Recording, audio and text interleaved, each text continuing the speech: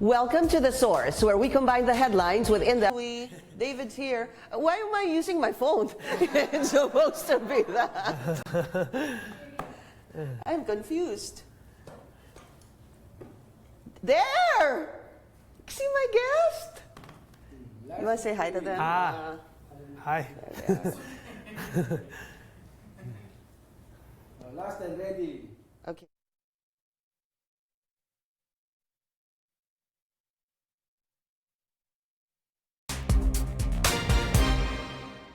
You're watching The Source on CNN Philippines. Don't be fooled by his boyish looks and charming smile, because this guy can rock the concert stage. I mean, the American Idol stage, to be exact, with his outstanding musical style and technique. Now he's back in the Philippines to capture the hearts of music lovers again with his powerful voice and songs. Let's go straight to the source of the story. American Idol Season 7 finalist and singer David Archuleta. Welcome to the show, David. Thank you. The boyish look and that gorgeous smile. 10 years ago, must have been such a turning point in your life. 2007, you came head-to-head with another, David Cook. It was David versus David. 10 years later, how's the journey been like for you after American Idol Season 7? Yeah, I mean, 10 years ago I first auditioned, and then the show ended 2008, and then just life kept going and going and going. After that, I wasn't planning on that. I wasn't expecting it all to happen. So it's amazing how life can turn and take you to places you didn't even imagine you would go, and how much you learn, and the people you meet, the way you can touch people with what God has given you. It just amazes me. When did you find out that you had a really amazing voice? I mean, I don't, to be honest, I still don't think I have an amazing, compared to other people and singers out there, like Tori Kelly or just these other amazing singers. But I do love to sing. So even during American Idol, even when I was little, my parents had to convince me that I was actually good at what I enjoyed doing. Why, were you shy? Yeah, I never liked attention. I didn't like the sound of my voice. So I would sing, but if my parents would record me and show me things, I was like, no! Even in the studio, when I was making my first album after American Idol, I just couldn't listen. I said, I don't want to listen, I don't like it, it's never going to get finished if you have me listen. So I've gotten over that. Okay, so you're done with that. I've gotten over that, but it took me some adjusting and practice to get more comfortable with who I was and my voice. Yeah, but when you look back, do you ever think about what could have happened if you won 10 years ago or 9 years ago? Not really. Is that something you need to look back to and say? More than anything, I think of what would have happened if I didn't audition. Because either way, the point that why we went was to share and to learn. I didn't think that millions of people would know who I was after that one decision to go audition. And right? It's just crazy to think, well, what would have happened if I didn't audition? I would have just gone back to high school, and I don't know what else. But now here we are again in the Philippines and traveling. And we're talking about that because you were the youngest contestant back then. Yeah. You were what? I was 16 when I auditioned and 17 when it ended, yeah. Amazing. All right, so moving forward, 10 years later, after that, you can sing, you write songs, you play musical instruments. What else can you do that we don't know about?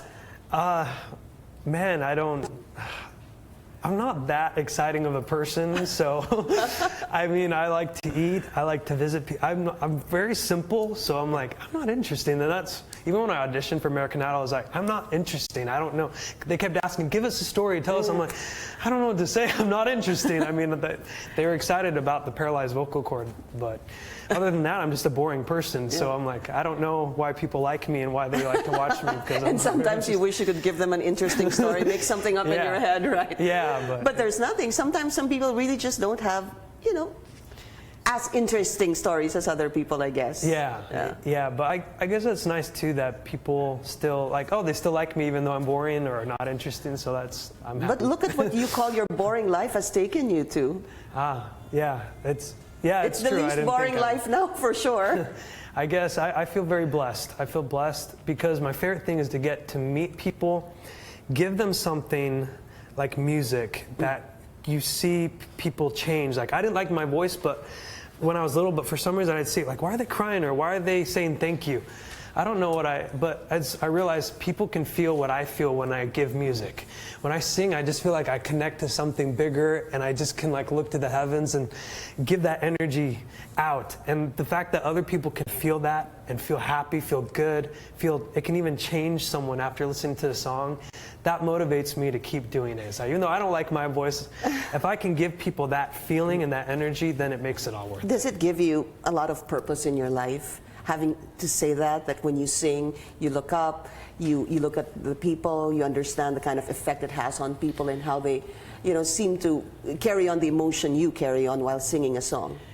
It did give me purpose. I kind of lost myself though. Like the year after American Idol, and even towards the end of 2008, I was like, why do I feel so empty?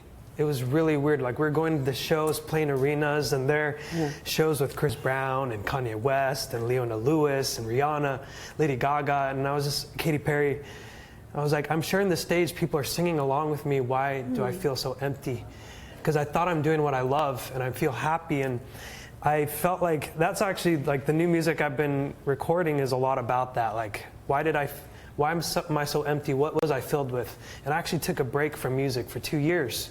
Was this in 2012? This was in 2012, yeah. And I got back 2014, and I was a missionary for 2 years in South America, and it just made me realize being happy, being filled isn't about how many people know you, how many people are screaming your name, buying your music, how popular are. Because I thought it was about that. I'm like, if I'm doing well and using the gift God has given to me, it means I'm successful and famous and everyone knows me. I'm making a lot of money. And when I was doing that, I was like, why am I not happy? And even my peers who are also musicians, I saw them empty, trying to fill themselves with more and more and more. And they were feeling the same way. I'm like, what's going on? Yeah. So you took that 2-year break.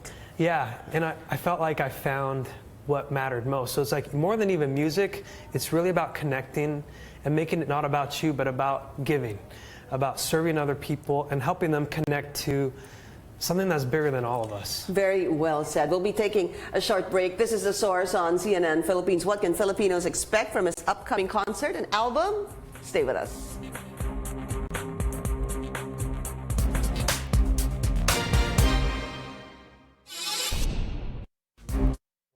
So the Mormon missionary, and I just served for.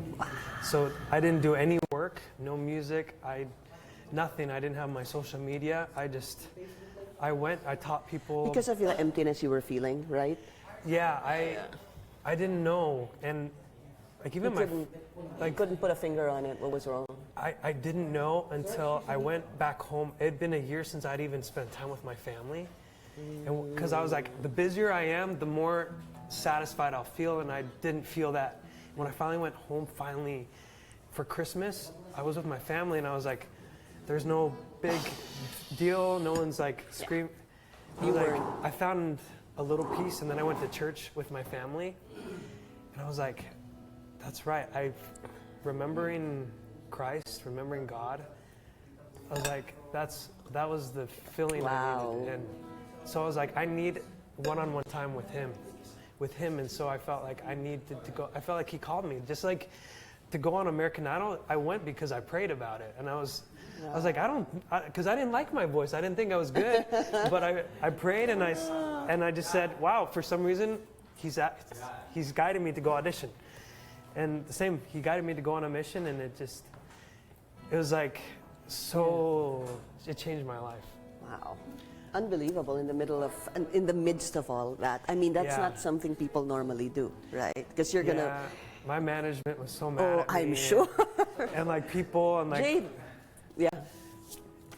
There's call me an idiot and stuff. Like, for sure, tell right? me you're not going to come back to anything. David, hold on. Ano pa yan?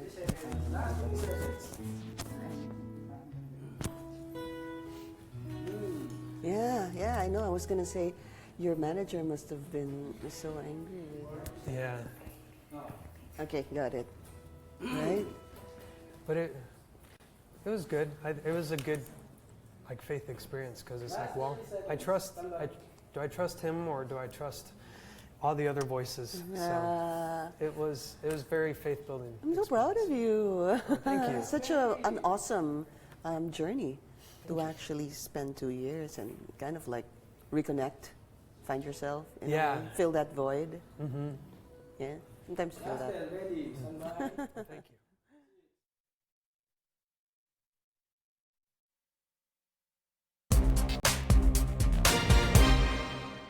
You're watching The Source on CNN Philippines. Our guest today, American Idol Season 7 finalist, David Archuleta. We were talking during the break. So much to talk about. I wish we could share it with them, but they're watching anyway on Facebook. It was such a perfect journey you went through. But I want to talk about your concert here. This is in the Philippines. This is your sixth time?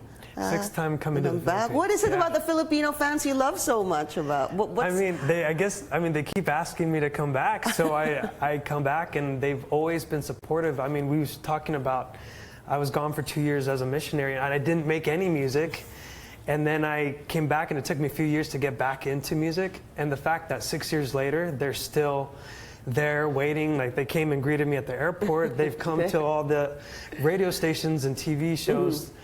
And I'm just like, wow, like they've waited, and that means a lot to know that they still support. Describe to me your Filipino fans. The Filipinos, they have a lot of heart, they're very passionate, and what I love is they're very sensitive, they love music. And so they're very touched by music, by lyrics, and they just, the fans, they get very excited. Sometimes they're like, oh, why are you so excited? They've just been there. They've been consistent. But isn't it true that in 2012 you also recorded an OPM album? I did, yeah. Okay, what was that like? Was it difficult? It wasn't too hard. Most of them were English OPM songs, so other than one, Nandito Ako. But it was fun. I love, because you can really sing them. They have a lot of heart. They're very passionate, like ballads I love Filipino too. songs, yeah. Yeah, I really like them. I became. Do you have a favorite? Favorite OPM song? I really do love "You Are My Song," and I do love "Forevermore." "Forevermore," I still sing in the States to my American fans that don't know Filipino music. I still sing it, and they say, "I love that song." That's the Filipino song. Yeah. And you love to sing that, "Forevermore." And what's the other one you said? "You Are My Song." Oh, "You Are My Song." Yeah, I love that song too. Yeah. That makes me cry. All right. What can we expect on Friday? Your concert on Friday. Yeah, it's at the Kia Theater, October 20th at 8 p.m. And it's funny because that same day I'm releasing a new album. Yes, that's right. Yeah, it's called Postcards in the Sky. And so I'll be showing some of the old songs, some of the OPM songs, and some of the new songs. So it's kind of a mix of everything, kind of like a taste for the Filipino fans.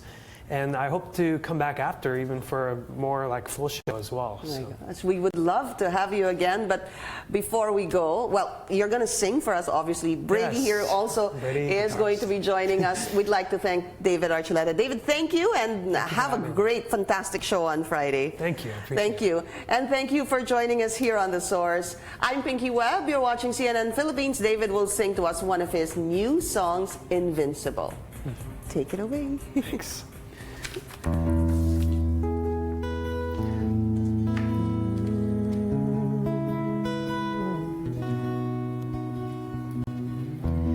I started a war.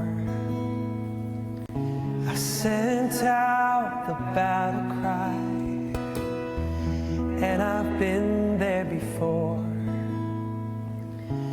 fighting me, myself, and I. When I try to prove that I'm never gonna lose, I push too hard, I push too far. Try to be brave till it's more than I can take, so many times till I realize. Take a breath, look at how you're trying to think it to death. If you're in the crossfire, don't forget that you don't have to be invincible. Take a step, even if you fall, it ain't over yet. If you're in that crossfire, don't forget that you don't have to be invincible. Oh,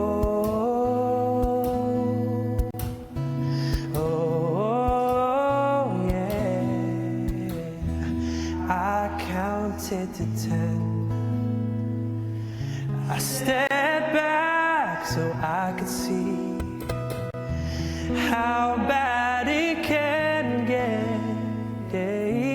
when I'm the enemy. So I put my weapons down until I found a better way, a better way. I never change if I'm too afraid to break. Got to let it go. Let the whole world know to take a breath. Look at how you're trying to think it to death. If you're in that crossfire, don't forget that you don't have to be invincible.